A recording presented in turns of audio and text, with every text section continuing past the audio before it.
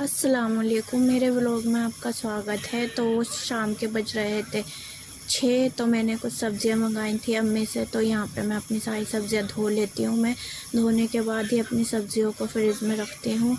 तो यहाँ मैंने मंगाया था बैंगन, गाजर। मैंने तो कुछ और ही मंगाया था लेकिन वो नहीं मिला। मैंने कटहल मंगाया था तो यहाँ पे नहीं मिला था।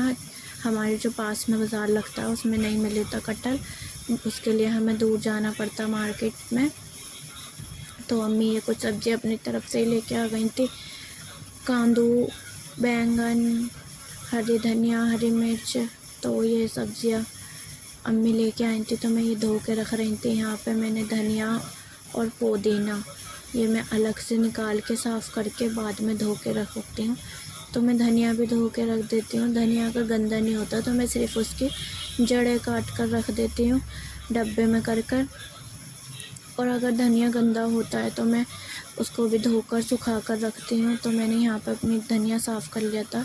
तो मैं इससे जब मैं सारी सब्ज़ियाँ धो ही रही थी तो इससे क्या छोड़ती तो मैंने ये भी अपना धो दिया था। तो मैं इसको एक अपनी छन्नी है तो मैं इसमें रख देती हूँ ताकि इसका पानी निकल जाए और ये सूख जाए। इसको सुखाने के बाद ही रखती हूँ मैं, क्योंकि अगर धनिया हम ऐसे ही रख देंगे गीला तो वो गल जाएगा। इसीलिए गलने की वजह से ही मैं धोती नहीं हूँ जल्दी से, लेकिन मुझे गंदा लगता है तो फिर मुझे धोना पड़ता है। तो वो मैं उसका पानी सूख जाए इसलिए मैंने उसमें निकाल कर रखा है। तो मुझे समझ में ही नहीं आ रहा था आज मैं क्या बनाऊँ।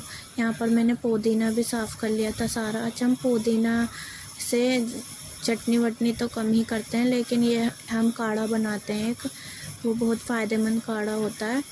उसमें 300 बीमारी का इलाज है। तो उसमें मैं डालती हूँ पुदीना। तो मैं बीच में काम कर रही थी तो ये आ गए थे जिम से। तो इन्हें चाय चाहिए थी और इन्हें भूख लग रही थी तो मैंने इन्हें चाय बना दी पहले अपना काम रोक कर। तो मैं समझ में ही नहीं आता आज क्या बनाऊँ। तो फिर मैंने आलू देखे तो मैंने सोचा भुर्ता बना लेती हूँ आज।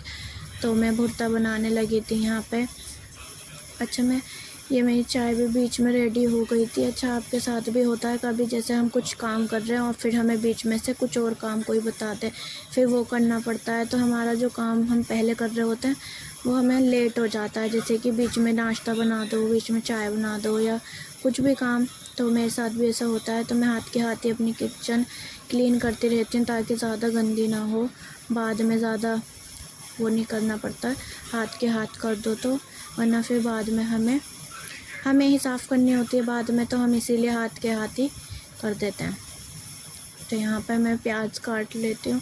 मैं आधी मैंने 2 प्याज लिए। एक प्याज मैं इस तरीके से काटूँगी लंबी लंबी भगार के लिए, और मैं आलू के भरते में मैं बारीक प्याज ऊपर से भी डालती हूँ। तो मैं वो काट लूँगी एक प्याज। तो ये मैंने अलग अलग इसीलिए रखे हैं ताकि मैं वो ऊपर से डालूँ और ये भगार में डाल लूँगी। तो यहाँ मेरी प्याज कट गई थी। और आपको किस किस को भुर्ता अच्छा लगता है मुझे कमेंट करना। मुझे तो आलू का भुर्ता बहुत अच्छा लगता है।